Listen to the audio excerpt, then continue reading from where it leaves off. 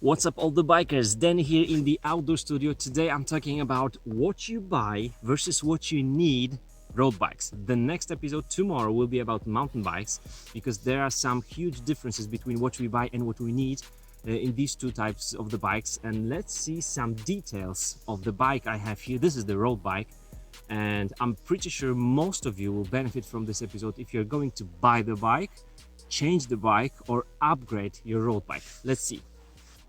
Okay, so this is my road bike. Just for the beginners, we buy a road bike in order to be fast, quick, efficient on the road. Perhaps if you want to go for some many miles, long rides, long days in the saddle, the road bike on the tarmac will be also the way to go. And here is the thing number one. We focus so much when buying a road bike, and we don't always really need it. A carbon frame. Let's look at it.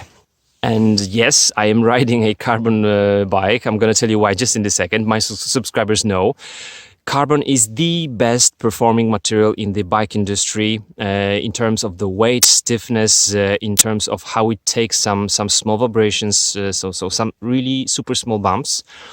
And it is so flexible for the engineers to make all these kinds of shaping. So the engineers can do pretty much anything they would like to in terms of shapes, where the walls should be thinner, thicker, and so the carbon is the best one. But carbon is pretty expensive, and most of the people, of the cyclists I know, which are not professional cyclists, don't really need carbon. What that means? That means that if you, for example, buy this Merida Reactor, this is the Aero carbon bike, in the alloy version, it will be some nice couple of $100 cheaper. That means we can either save the money or spend it for some other parts, which I'm going to be talking about in the part what we need. But the carbon is not really something everyone needs, because, as I said, this is the best performing material, and if you're not performance-oriented cyclist, you don't really need to spend the money on the carbon. There will be some like basic layup, cheaper carbon frame sets, like on this Merida. This one is, for example, CF4, I think so. There will be also some high modulus, like even lighter but super expensive carbon frame sets, CF5 for Merida, for example, but also this bike will come in the alloy version. It won't have all the shapes exactly as this bike. It won't be as light. It will be maybe 200, 300 grams heavier. So if you're not really performance oriented, you're not very advanced in cycling training, you may not need a carbon frame. So just as I mentioned, my subscribers know that I'm testing this bike, so I'm happy to ride a carbon bike. But if I was to spend my own money, I would definitely buy the Merida Reacto aluminum bike. The second thing we are focusing so much on is the number of the gears. Why so? Because some years ago we had 7-speed, then we got into 8-speed, 9-speed, 10-speed. Now we have 11-speed on the road bikes. And so many of you guys are asking, should I upgrade from 10-speed to 11-speed? And here's the tip. If you are performance oriented, the number of the gears can matter, because you're gonna have less differences in cadence between different sprockets. But if you are not really performance oriented, the ratio of the gearing is super important for you. So you can be super fine with 9-speed. You can be very good with 10-speed if you have a double crankset, or even if you have a triple crankset in the front. That means 3 sprockets in the front and let's say 9 sprockets in the rear. You're gonna have all the ratio that matters. Why I'm saying that, why this is the tip I choose, because if you're not really into training, you don't have that much stamina, you don't have that much power, and you will need those very light gears. So you don't need 11 sprockets in the rear in order to have the ratio. If you have some, let's say 28 teeth, the highest, the largest sprockets in the rear, and let's say 34 in the front, or even you have the triple crankset, you're good to go on any mountain. You can be super tired and you will still be able to ride your bike. Some guys will tell you, don't ride triple crankset. Hey, if you're a man, you're riding double. you can tell them Sigbiker says triple is good. If you don't have the power and you want to use the bike both on downhills and also steep climbs, triple in the front is very good, and that's what the cheapest crankset will give you. And 9 speed, so let's say Shimano Sora, will be a very good option for you. So it's not the number of the sprocket, but the ratio, the gearing ratio. So how low your gear can be and how high your gear can be, but mostly how low, so on the climbs.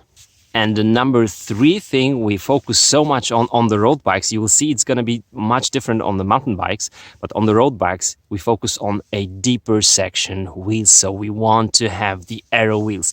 This is the Aero bikes. So we love the look of the Aero frame sets. So Merida Reactor is the Aero bike. And if you even got some deeper section wheels, super Aero, cutting the wind, these are awesome, but these wheels will be pretty expensive. The wheels I have are not deep section, this is like mid section we would say, but still they are called Racing Aero. These are quite budget wheels. But if you are buying some even Fulcrum or Zeep or whatever the brand, Aero wheels, carbon wheels like Mavic Cosmic, well known, you're gonna spend a lot of money. And the problem is you're not gonna take advantage of these wheels if you're not capable of riding for a long time with the speed much higher than 35 kilometers per hour.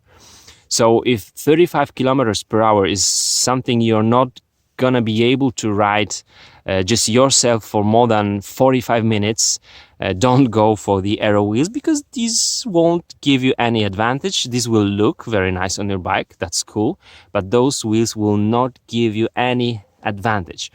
So let's say that you've been really listening to me on this episode and you are saving some money, not buying, like, for example, not buying high modulus carbon, or not even buying carbon frame, the basic level, but the alloy one, and you're not spending the money on the best 11-speed drivetrain and on the super duper Aero wheels. Where can you spend that money for your benefit? The number 1 thing, spend that money on the bike fit. Why so?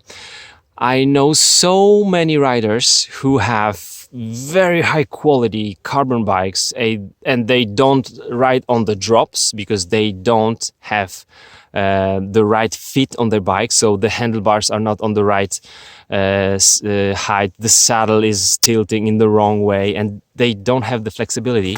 So so they don't really take advantage of the bike. So spend the money on the bike fit. It's not super expensive. It starts maybe from something about $80.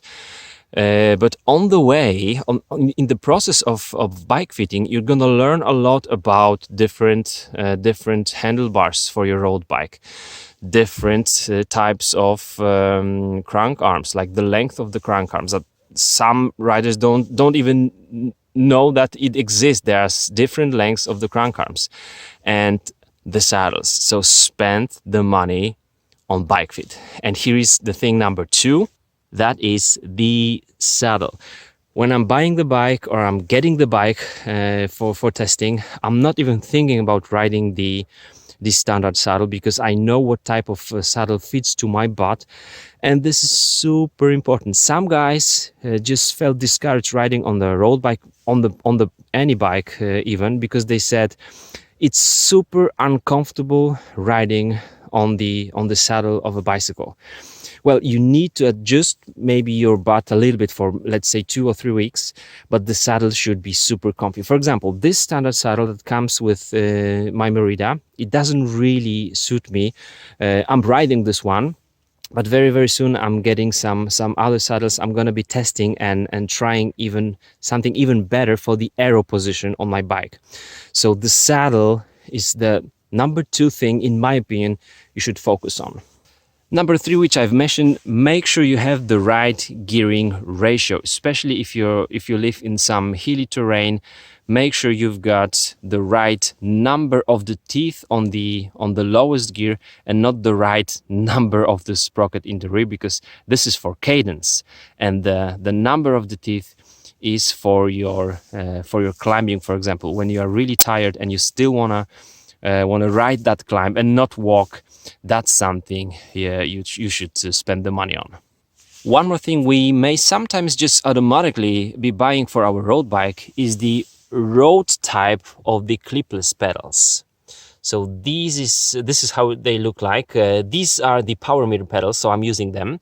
And road type of the clipless pedals, they give you some nice platform, like wide, big platform for your feet, which is good. But you should remember that walking with the cleats, the road type cleats on your shoe, is close to impossible. So you can see I've been just walking for 20 meters on some grass.